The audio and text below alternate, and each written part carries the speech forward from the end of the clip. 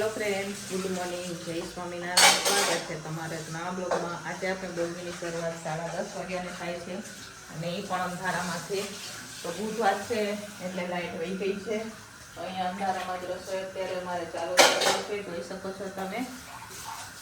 જો આ બધું ચણા બફાય છે, આ બાજુ ભાતનું અંધાણ રાખી દીધું છે. ભાભી ચા નાસ્તાના વાસણ ઉટકી રહ્યા છે અને રસોડામાં તો સાવ અંધારો અંધારો છે. જુઓ,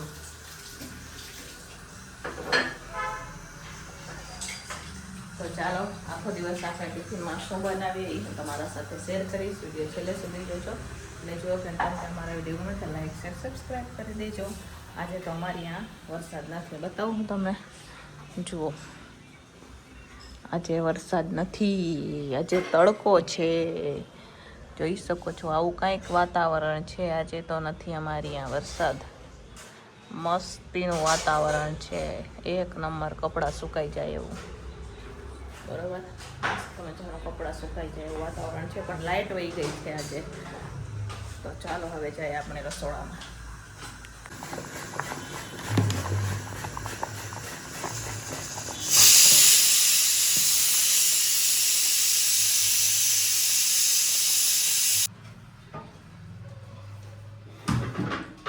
તો ચાલો ફ્રેન્ડ્સ, ભાત બફાઈ ગયા છે, મગ પણ બફાઈ ગયા છે આપણે.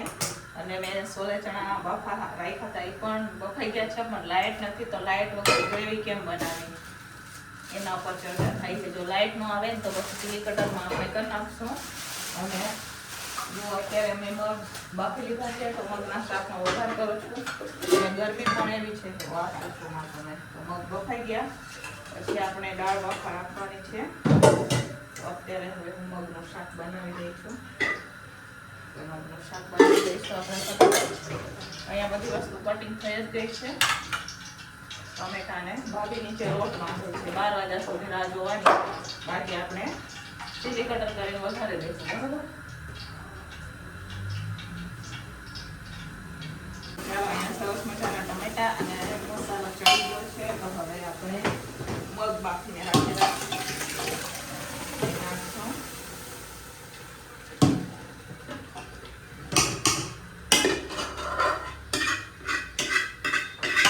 લાઈટ સવારે હતી પછી આવી ગઈ 10:30 વાગે ને 10:30 વાગે.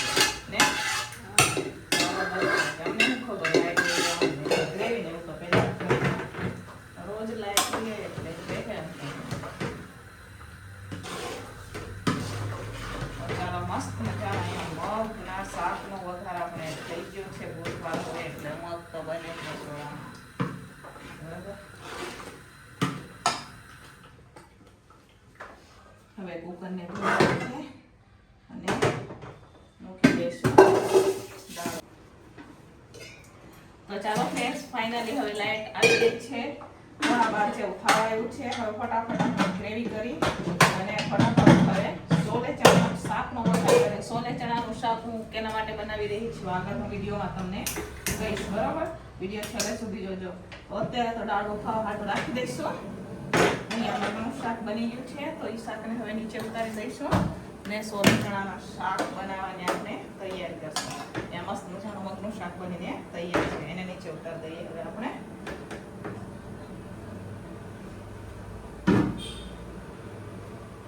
અહીંયા ચણા બફાઈ ગયા છે. બહુ મસ્ત મજાના સોલે ચણા બફાઈ ગયા છે. જોઈ શકો છો, સરસ બફાઈ ગયા છે. હવે ગ્રેવી કરી લે. ટમેટાની ગ્રેવી કટિંગ કરીને જ રાખેલું છે. ગ્રેવી જ કરીને સીધું વઘારવાનું.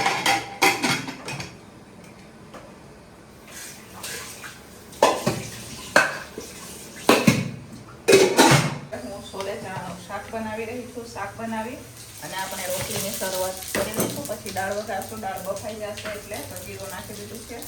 હવે આપણે નાખશું એમાં હિંગ, આદુ, હવે એમાં નાખવાનું છે ટમેટાની ગ્રેવી.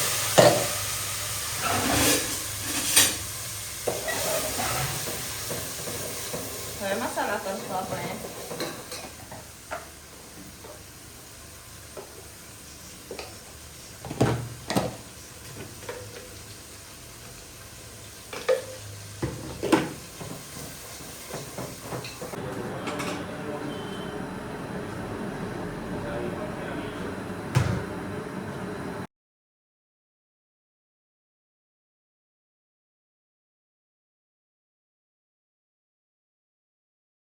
તો ચાલો ફ્રેન્ડ, સરસ મજાના અહીંયા હવે આપણે દાળ પણ ઉકળી ગઈ છે, જોઈ શકો છો તમે મસ્ત મજાની.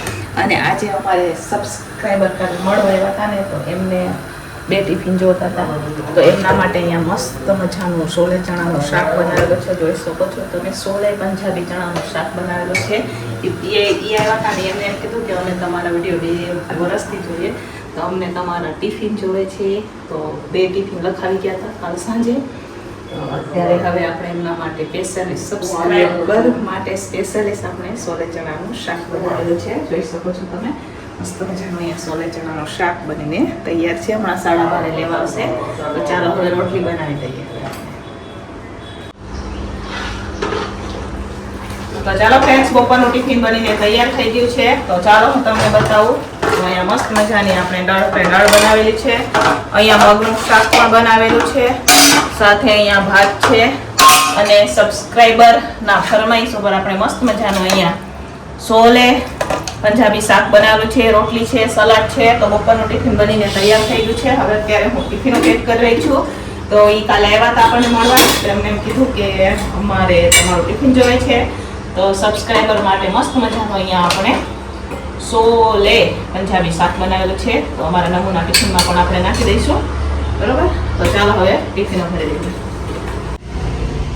તો ચાલો ફ્રેન્ડ, 5:30 વાગી ગયા છે, અને અહીંયા હજી બાસમતી ચોખા આવ્યા હતા, અને ચોખા ઓલા વખતે કરિયાણું લઈ આવ્યા હતા, ચોખા નહોતા લઈ આવ્યા, તો સાંજે લઈ આવ્યા હતા ચોખા.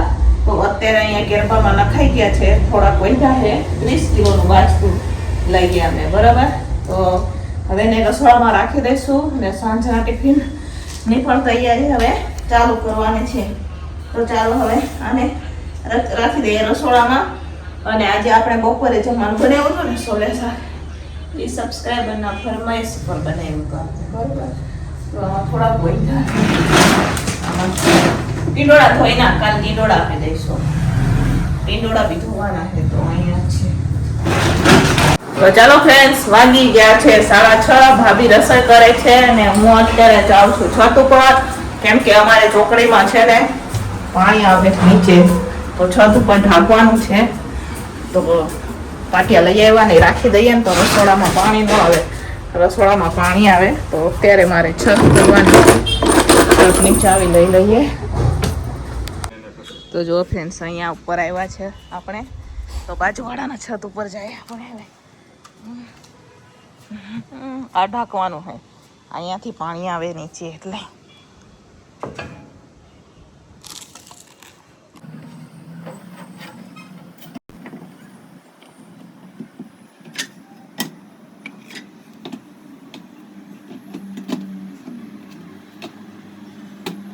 તો ચાલો ફ્રેન્ડ્સ, અહીંયા હવે આપણે આ ચોપડ ઢાંકી દીધી છે, જોઈ શકો છો તમે. બહુ મસ્ત વાતાવરણ છે આજે, તો અમે પૂછતું પણ નથી આવતા. જુઓ છે મસ્ત મજાનું વ્યૂ છે ને, બાકી સરસ મજાનું આજે તો વાતાવરણ છે એકદમ. ચાલો નીચે જાય, રસોઈ કરવાની બાકી છે ને, આજે બુધવાર છે એટલે મોડું થઈ જાય. તો ચાલો આપણે ઉપરથી નીચે આવી ગયા છે, હાથ પગ ધોઈ લીધા, અને હવે છે ને અહીંયા ભાભીએ ભાત બફાવા માટે રાખી દીધા છે. સાંજે દાળ ભાત, બટેકાનું શાક બનાવવાનું છે ને, બટેકાનું શાક ને દાળ ભાત. અહીંયા ભાત બફાઈ રહ્યા છે, આ બાજુ દાળ બફાઈ રહી છે, બટેકા સુધારી લીધા છે. તો ચાલો સાંજના ટિફિનમાં દાળ ભાત, બટેકાનું શાક બનાવીએ આપણે.